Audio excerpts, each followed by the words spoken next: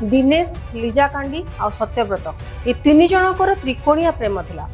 त्रिकोणिया प्रेम भितर सत्यव्रतर जीवन चलीगला। आज दिनेश आत्मसमर्पण कला। ता भितर एसपी गोटे बड़ बयान देले जे जो हत्याकांड रे लीजा कांडीकर किसी भूमिका नहीं। नमस्कार, मु लीजा, आपण देखुचंती ओडिशा एक्सक्लूसिव।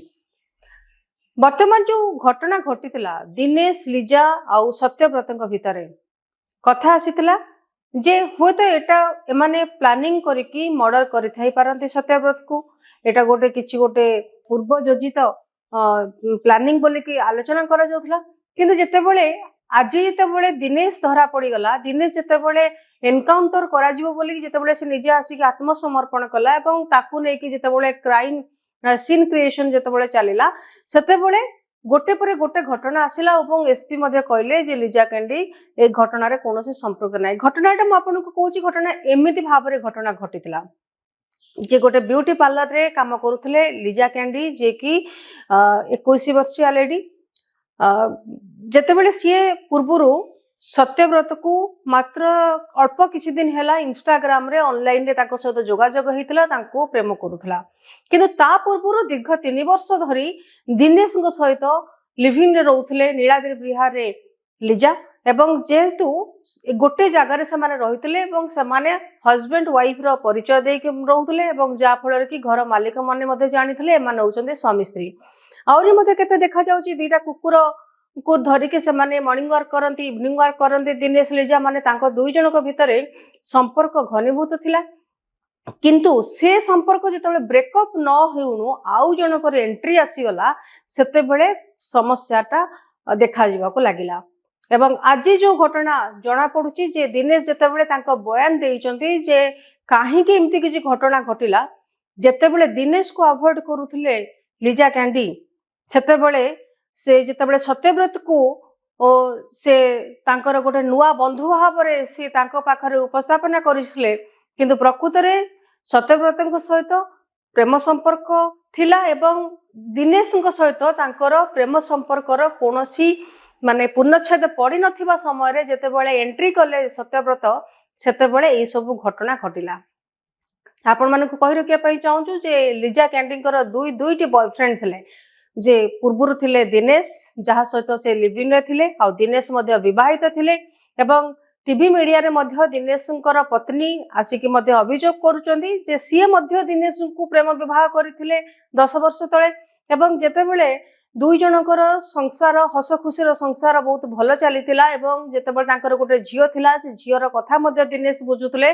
किंतु जेबे ठारू लीजांक सहित तांकर संपर्क स्थापन हैला सेबे ठारू से तांकर परिवार को अवॉइड कले।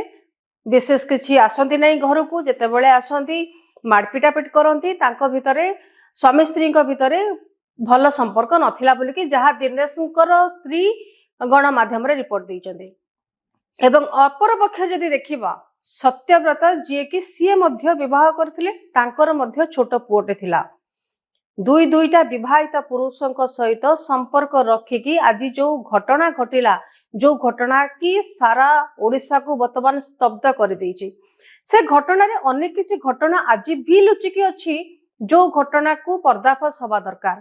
कारण जेतेबेले दिनेश आ लीजा जेतेबेले गोटे रूम रे थिले तांको पाखकु जेतेबेले दिनेश आ लीजा जेतेबेले दुई जण जेतेबेले परस्पर रहउतले से रूम रे, किंतु परवर्ती समय रे जेतेबेले सत्यव्रत को सहित संपर्क घनिष्ठ होईजी एवं चॉकलेट डे रे फेब्रुआरी रे प्रेम सप्ताह जेतेबेले चलीची चॉकलेट डे रे जेतेबेले सत्यव्रत आसीचंती तांको प्रपोज करिबा पई सेतेबेले दिनेश तांको बारंबार फोन करिचंती लीजा को, किंतु लीजा ताको अवॉइड करिचंती एवं संदेह करिकि दिनेश जगतसिंहपुर जेतेबेले आसिकी पहुंचीचंती लीजा को घरे नीलाद्री बिहार रे सेतेबेले देखिचंती असंगत अवस्था रे जेतेबेले सत्यव्रत आ लीजा को से देखिचंती सेतेबेले उत्त्यक्त हेइचंती एवं बाहर पटु कबाट बंद कर देइचंती। परिबा कटा छुरी रे आनिकी तांको हत्या करिचंती, तांको ऊपर ମାନେ ଆଘାତ ମଧ୍ୟ କରିଛନ୍ତି ଏବଂ ଯେତେବେଳେ ବର୍ତ୍ତମାନ ପୁଲିସ ଯେତେବେଳେ ଦିନେଶକୁ ଆରେଷ୍ଟ କରିଛନ୍ତି ସେତେବେଳେ ମଧ୍ୟ ତାଙ୍କର କଳା କପଡା ବନ୍ଧା ଦେଇଛି। ମାନେ ଦି ଜଣଙ୍କ ଭିତରେ ଧସ୍ତାଧସ୍ତି ସମୟରେ ଦୁଇ ଜଣ ଆଘାତ ପାଇଛନ୍ତି,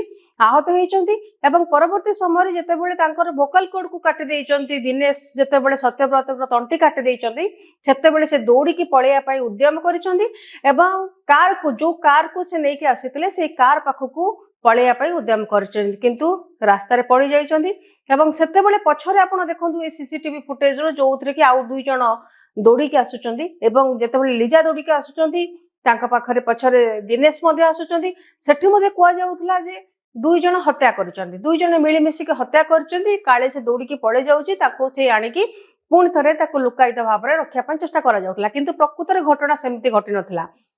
ଘଟଣାଟା ଏମିତି ଘଟିଥିଲା ଯେତେବେଳେ ପରିବା କଟା ଛୁରୀରେ ଯେତେବେଳେ ସିଏ ଆଣିକି ଦିନେଶ ଯେତେବେଳେ ହତ୍ୟା କଲେ ଧସ୍ତାଧସ୍ତି ଭିତରେ ସେତେବେଳେ ଦୌଡ଼ିକି ଆସିବା ପାଇଁ ସତ୍ୟବ୍ରତ ଚେଷ୍ଟା କରିଥିଲେ ଏବଂ ତା ପଛେ ପଛେ ଲିଜା ଧାଇଁଥିଲେ ତାଙ୍କୁ ବଞ୍ଚେଇବା ପାଇଁ, କାରଣ ଲିଜାଙ୍କର ଦିନେଶ ପ୍ରତି ମନ ଛାଡ଼ି ଯାଇଥିଲା। ସେ ଦିନେଶଙ୍କ ସହିତ ସମ୍ପର୍କରେ ରହିବା ପାଇଁ ଚାହୁଁନଥିଲେ, ସେ ତାଙ୍କର ନୂଆ ବୟଫ୍ରେଣ୍ଡ ସତ୍ୟବ୍ରତଙ୍କ ସହିତ ସମ୍ପର୍କରେ ରହିବା ପାଇଁ ଚାହୁଁଥିଲେ ଏବଂ ଯୋଉଥିପାଇଁ ଦିନେଶ ଏତେ ଥର ଫୋନ କଲା ପରେ ମଧ୍ୟ ଲିଜା କ୍ୟାଣ୍ଡି ତାଙ୍କ ଫୋନଟାକୁ ଉଠେଇ ନଥିଲେ ଏବଂ କିନ୍ତୁ ସିଏ ଜାଣିନଥିଲେ ଯେ এই ସମୟରେ ଦିନେଶ ଆସିକି ପହଞ୍ଚିଯିବେ। କିନ୍ତୁ ଯେତେବେଳେ ଦିନେଶ ଆସିକି ସେଠି ପହଞ୍ଚି ଯାଇଛନ୍ତି ସେତେବେଳେ ଏପରି ଘଟଣା ଘଟିଲା ଏବଂ ସତ୍ୟବ୍ରତଙ୍କ ଉପରେ ଯେତେବେଳେ ଆକ୍ରମଣ କରାଗଲା ସେତେବେଳେ ଲିଜା ମଧ୍ୟ ସତ୍ୟବ୍ରତକୁ ବଞ୍ଚେଇବା ପାଇଁ ତାଙ୍କ ପଛେ ପଛେ ଯାଇଥିଲେ ଏବଂ ତାଙ୍କୁ ମଧ୍ୟ ନେଇକି କ୍ୟାପିଟାଲ ହସ୍ପିଟାଲରେ ସେ ଆଡମିଟ କରିଥିଲେ। କିନ୍ତୁ ଏଇଠି ବି ଗୋଟେ ପ୍ରଶ୍ନ ଆସିବ ଯେ ନୀଳାଦ୍ରି ବିହାରରେ ଯେତେବେଳେ ତାକୁ ବଞ୍ଚେଇବା ପାଇଁ ଚେଷ୍ଟା କରୁଥିଲେ ସ୍ଥାନୀୟ ଲୋକଙ୍କୁ ଡାକିଥିଲେ କି କଣ ହେଇଥିଲା, ସେଇ ପାଖରେ କିମ୍ସ ହସ୍ପିଟାଲ ପାଖରେ ଥିଲା,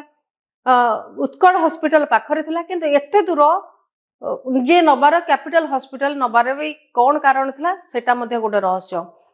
କିନ୍ତୁ ସବୁଠୁ ବଡ ରହସ୍ୟ ବର୍ତ୍ତମାନ ଘେରରେ ବର୍ତ୍ତମାନ ଅଛି ଯେ କାର ମାଲିକାଣୀ ଯାହାକୁ କୁହାଯାଉଛି, ଯୋଉ ଗାଡିଟି କି ନେଇକି ସତ୍ୟବ୍ରତ ଆସିଥିଲେ ତାଙ୍କ ମାଲିକଙ୍କର ଗାଡି କି ନେଇକି ଆସିଥିଲେ ଏବଂ ଯେତେବେଳେ ସେ ଗାଡିକୁ ଲୁଚେଇବା ପାଇଁ ମାଲିକାଣୀ ଆଉ ଗୋଟେ ଡ୍ରାଇଭର ସହିତ ଯେତେବେଳେ ଯାଇଛନ୍ତି ବ୍ରିଜ ଉପରୁ ଯେତେବେଳେ ଗାଡିଟା ଖସି ଯାଇଛି ସେତେବେଳେ ଜଣା ପଡିଛି ଯେ ଗାଡିର ଡ୍ରାଇଭର ଯେ ଫେରାର ହେଇଯାଇଛନ୍ତି, କିନ୍ତୁ ଆଉ ଗାଡିରୁ ମଧ୍ୟ ଅନେକ ଜିନିଷ ଜବତ କରାଯାଇଛି, ଯେମିତି କି ମେକଅପ କିଟ୍ ରହିଲା କିମ୍ବା ରହିଲା କଫ୍ ସିରପ ସବୁ ରହିଛି।